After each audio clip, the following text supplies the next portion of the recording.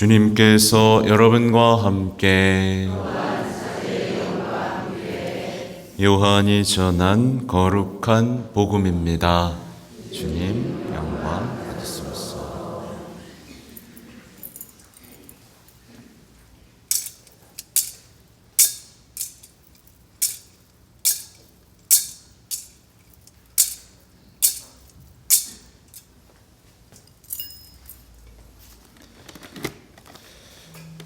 그때 요한이 자기 제자 두 사람과 함께 서 있다가 예수님께서 지나가시는 것을 눈여겨보며 말하였다.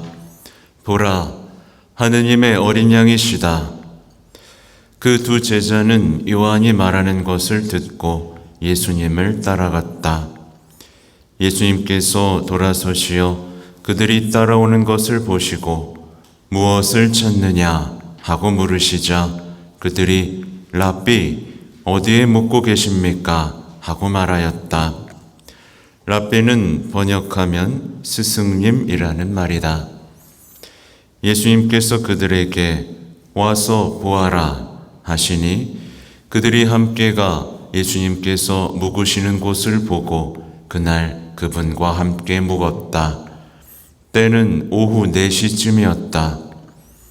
요한의 말을 듣고 예수님을 따라간 두 사람 가운데 하나는 시몬 베드로의 동생 안드레아였다.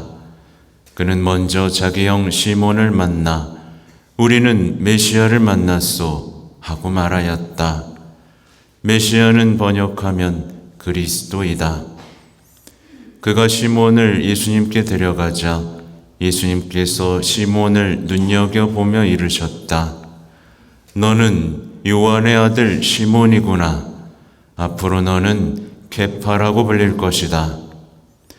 케파는 베드로라고 번역되는 말이다. 주님의 말씀입니다.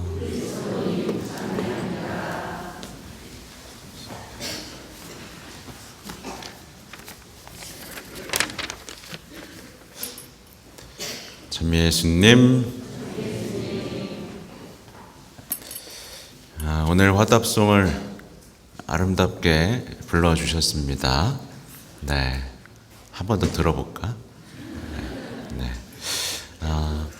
화답송은요, 이제 앞으로 기억하세요.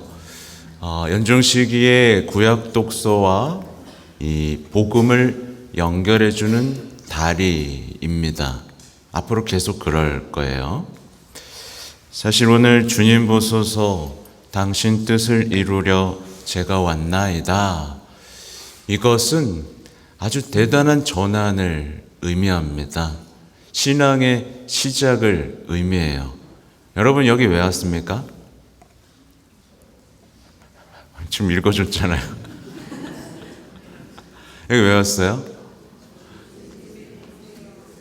당신 뜻을 이루려 제가 왔나이다예요. 근데 보통 왜 오죠? 내 뜻을 이루려 옵니다. 그죠? 내 뜻을 이루려 와요. 근데 신앙이 시작되면 주님, 당신 뜻을 이루려 제가 왔나이다. 이렇게 바뀌게 됩니다. 이게 아직도 안 바뀌었으면 신앙이 아직도 시작이 안 된 거예요. 또 이렇게 볼 수도 있습니다. 일독서에서 사무엘의 얘기도 마찬가지인데요. 우리는 여기 와서 우리가 주님을 부르면 주님이 우리에게 오시길 바랍니다. 맞죠? 대답을 안 해요. 우리가 불렀을 때 주님이 와주시길 바라면서 이 자리에 옵니다. 근데 신앙이 시작되면 어떻게 되는 거죠? 주님이 우리를 불렀을 때 우리가 예, 저 여기 있습니다 라고 말하는 게 신앙입니다. 이 전환점이 왔어요? 네. 내 뜻을 이루러 왔고 내가 부르면 주님이 와야 된다는 생각에서 나는 주님 뜻을 이루러 왔고 주님이 부르시면 제가 갑니다. 이게 신앙의 시작입니다. 제2독서도 마찬가지예요. 사실 제2독서 이제 연중식이 다 아셔야 되니까 제2독서는 1독서 복음하고 원래 관련이 없습니다. 관련 없이 바오로 서간들을 나열할 거예요. 근데 오늘 연결 지점을 찾을 수 있죠. 신앙이 시작된다는 건 내 몸으로 살다가 뭘로 사는 거예요? 이제 그리스도의 지체로 살게 되는 겁니다. 네, 내 욕망대로 살다가 거룩한 성령의 성전으로 사는 게 신앙의 시작입니다. 내가 내 것인 줄 알고 살았다가 뭐예요? 여기 나오죠? 여러분은 여러분 자신의 것이 아님을 모릅니까? 라는 것을 알아듣게 될 때 신앙이 시작되는 겁니다. 자, 그러면 한번 손 들어볼까요? 나는 신앙이 시작된 것 같아요. 왜 아무도 안 들지? 네. 아무튼 이제 복음에 오늘 집중해 보고 싶은데, 우리는 지난 이제 주님 공연 대축일 얼마 안 지났어요. 그죠? 주님 공연 대축일을 지나서 주님 세례 축일을 지나서 이제 연중 제2주일을 맞이했습니다. 요거를 다른 말로 바꿔보면 성탄의 신비를 지난 거예요. 성탄과 환희의 신비를 지나서 빛의 신비로 나아갔고 일상의 신비로 이제 나아가고 있는 겁니다. 말하자면 사무엘처럼 또 일독서에 주님을 알지 못했죠? 네, 불러도 누가 부르는지 몰랐어요. 알지 못했는데 이제 배워서 주님을 알고 응답할 수 있는 신앙, 그 구체적인 신앙으로 이제 나아가는 겁니다. 준비되셨어요? 네. 연중식이 맨날 이렇게 반복되고 있는데 이 연중식이 그래서 중요한 시기입니다. 이제 동방박사에게 경배했잖아요. 동방박사들이 경배했죠, 예수님께. 그죠? 그리고 세례요한이 예수님께 세례드렸죠? 그 예수님을 이제는 우리가 어떻게 하는 거예요? 따라가는 겁니다. 따라가는 거예요. 오늘 두 제자들처럼 따라가고 함께 묵어요. 그러면 뭐가 생기죠? 우정이 생기고 추억이 생기죠. 그렇죠? 그러다가 어떻게 되죠? 사랑이 생깁니다. 그리고 그 사랑이 내 삶을 바꿔놓습니다. 이 여정에 오늘 들어서시는 거예요. 이걸 연중식이라고 합니다, 여러분. 이게 연중식이에요. 그러니까 이 연중식을 대충 보내면 어떻게 될까요? 이제 한 달 뒤면 사순이거든요. 연중식을 대충 보내면 예수님이 아파 죽겠다는데 별로 마음이 저리지가 않는, 왜냐하면 사랑한 적이 없으니까. 그런 무미건조한 신앙생활을 맞이할 수밖에 없습니다. 거룩한 전례 속에서 주님의 죽음을 묵상하는데도 내가 죽겠는데 라는 생각을 하면서 미사에 참여하게 되는 거죠. 아무튼 예수님께서는 우리를 부르십니다. 일독서에서처럼. 그리고 와서 보아라 라고 부르십니다.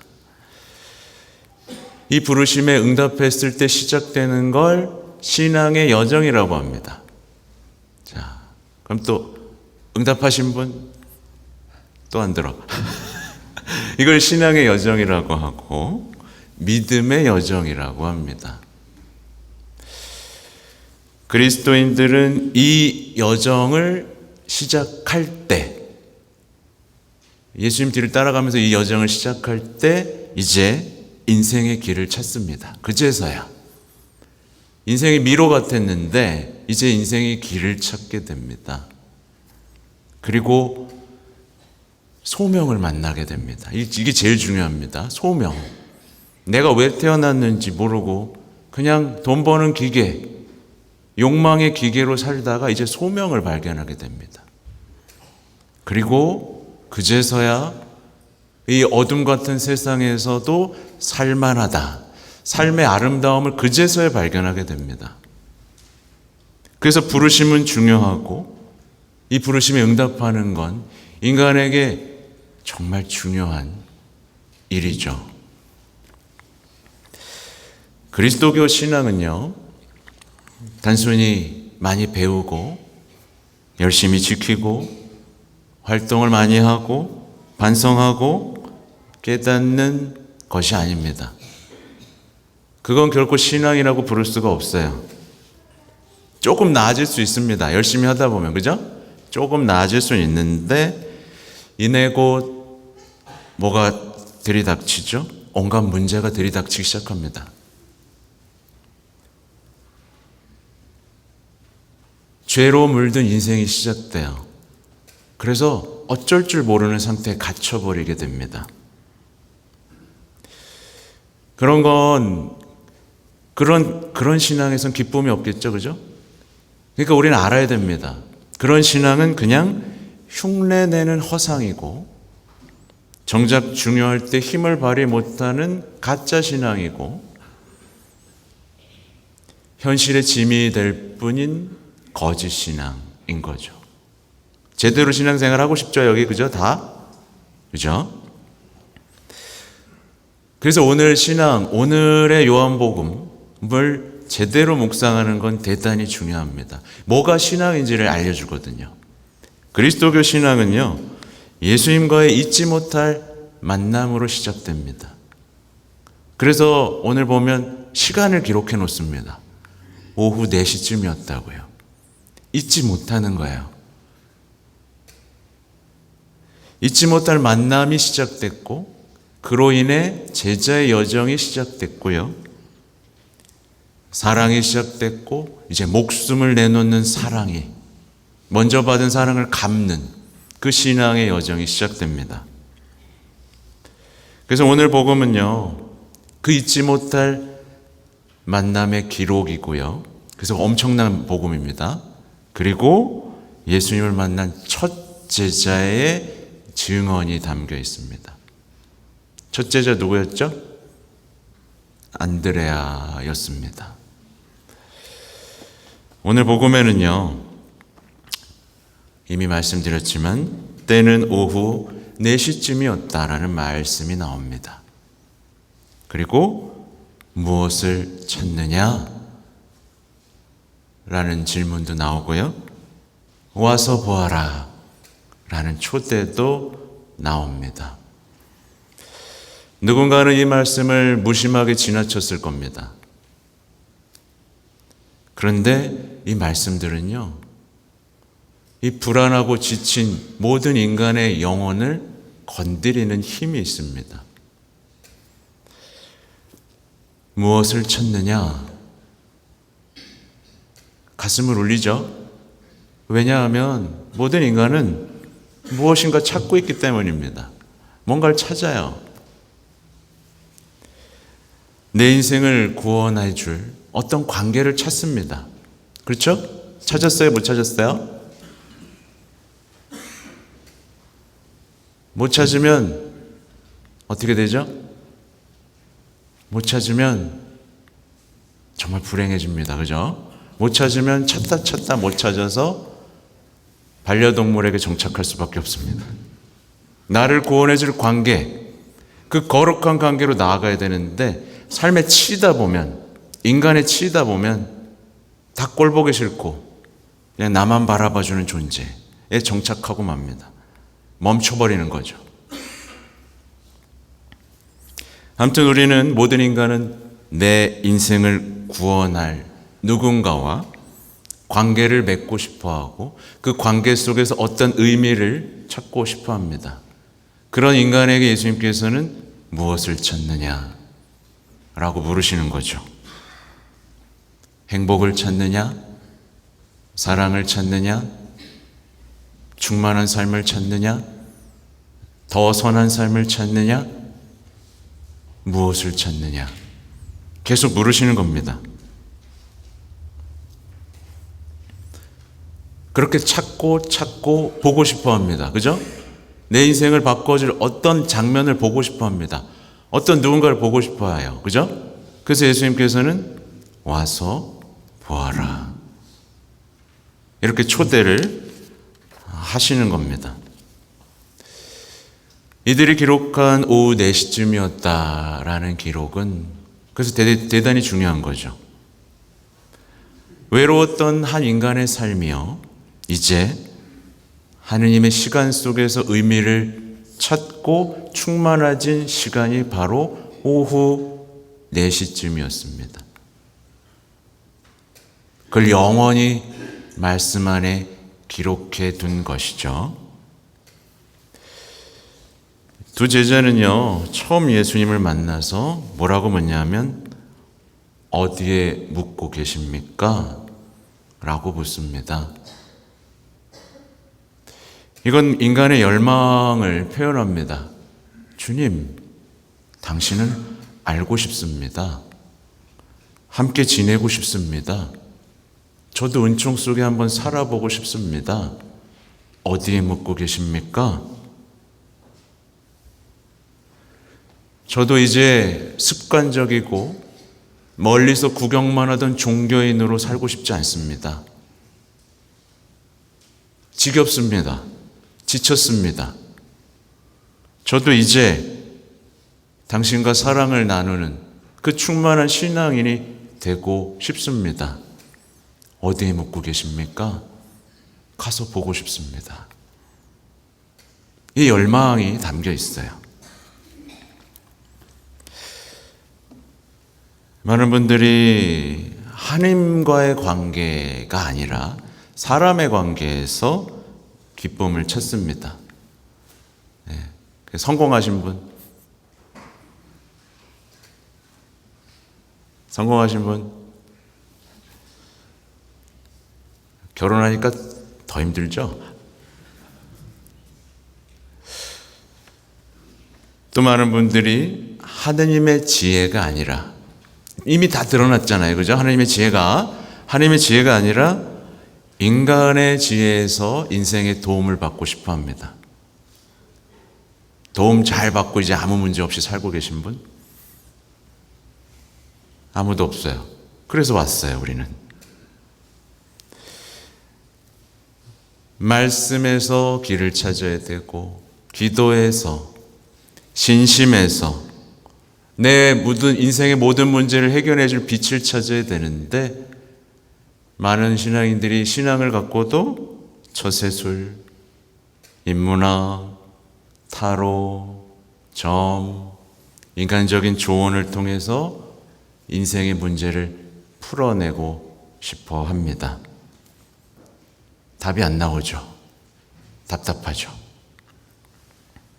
그러다가 병들고 지쳐버린 분들이 너무나 많습니다. 아무하고도 관계 맺고 싶어 하지 않아 하고 적당히 인간을 경멸하면서 살 수밖에 없는 외롭고 불안한 처지에 놓이게 됩니다.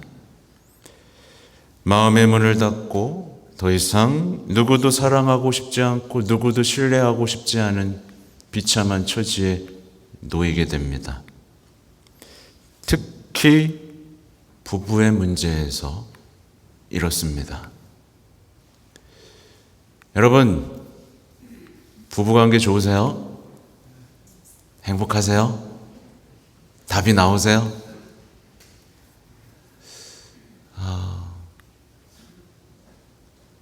예수님은요, 반드시 해결해 주신다고 여러분 믿죠? 네. 세상은 결코 해결해 주지 못합니다. 따지고 보면 아무것도 아닌데도 불구하고 나를 세우고 섭섭해하고 상처받으며 끝까지 사과받고 서로 수그리고 들어오기를 기다리며 사랑을 망치게 됩니다. 그러다가 지쳐가지고 너는 튀고 나는 뭐고 그러면서 서로를 포기하기 시작하죠. 아니죠. 하나님께서는 반드시 해결해 주십니다. 그가 주님께 의지하고 주님의 방법으로 다가설 때, 인내할 때 우리가 예상치도 못한 평화를 주시죠. 그래서 제가 가끔 보면 요즘 신앙인들은 나만 장군의 교훈을 잊어버린 것 같아요. 네, 여러분 나만 장군 아시죠? 의외로 모르는 사람들이 많더라고요. 네, 그냥 씻었더니 병이 나았거든요. 근데 더 복잡하고 화려한 방법을 원하면서 그 씻기를 거부했던 나만 장수의 이야기 꼭 찾아보시기 바랍니다. 아무튼 그리스도인들은요, 하느님만이 빛을 주실 수 있다는 것을 알기 때문에 하느님의 방법으로, 하느님의 시간을 기다리며 차근차근 신앙을 살아갑니다. 그래서 신앙인들에게는요, 우리는 메시아를 만났소 라고 말할 수 있는 순간이 반드시 옵니다. 여러분 만나셨어요?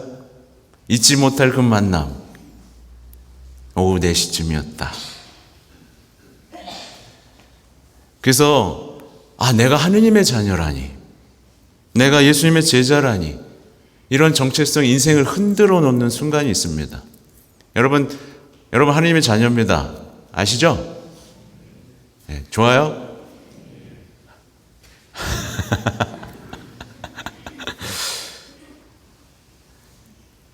그래서 저는 예수님을 만났습니다. 저는 사랑을 알았습니다. 저는 제 삶의 의미를 찾았습니다. 저도 하느님을 발견했고 알게 됐고 만났습니다. 라고 말할 수 있는 순간들이 신앙생활 하다 보면 반드시 옵니다. 그리고 성모님을 어머니라고 부를 수 있는 것에 감격해서 눈물을 흘릴 수 있는 순간이 반드시 옵니다. 물론 오늘날에는 그 걸림돌들이 너무나 많죠. 너무나 많다는 거 알고 있습니다. 어쨌든 길게 얘기했는데 결론은 뭐죠? 와서 보아라 라는 응답에, 부르심에 응답하고 우정을 쌓아가고 그분을 만나는 신앙의 여정을 시작하시라는 거예요. 제가 구유를 아직 안 치웠습니다. 왜 그렇게요? 지각생들 때문에. 혹시나 모를 지각생들 때문에. 아직도 아기 예수님의 탄생에 놀라지 못하고 경배드리지 못한 지각생들이 있을까봐 남겨놨습니다. 제가 파티마의 성모님, 특히 성심이 드러난 성모님을 제대 옆에 굳이 모셔놓은 이유는 뭘까요? 다른 데 이렇게 가까이 모셔놓은 성모님 보셨어요? 거의 못 봤죠? 왜 모셔놨을까요? 신앙에서 길을 잃어버린 분들을 위해서입니다. 신앙에서 감을 잡지 못하고 있는 분들 때문에 모셔놓은 겁니다. 제가 앞에 예수님 자비의 상은 또 왜 모셔놨을까요? 아직도 예수님을 자비로운 예수님으로 만나지 못한 분들이 있기 때문이고, 그분의 얼굴을 마주하지 못하고 그분의 눈빛을 체험하지 못한 분들이 있기 때문입니다. 저는요, 여러분이 우리는 메시아를 만났어 라고 말할 수 있게 되는 신앙을 갖기를 바랍니다. 네. 구체적이고 힘이 나고 삶을 바꾸는 그 신앙 말이죠. 짐이 되지 않고 더 오고 싶고 떠나고 싶지 않은 그 신앙 말이죠. 아무튼 이 연중식이 여러분에게 그런 신앙의 여정이 시작되기를 기도하겠습니다. 아멘.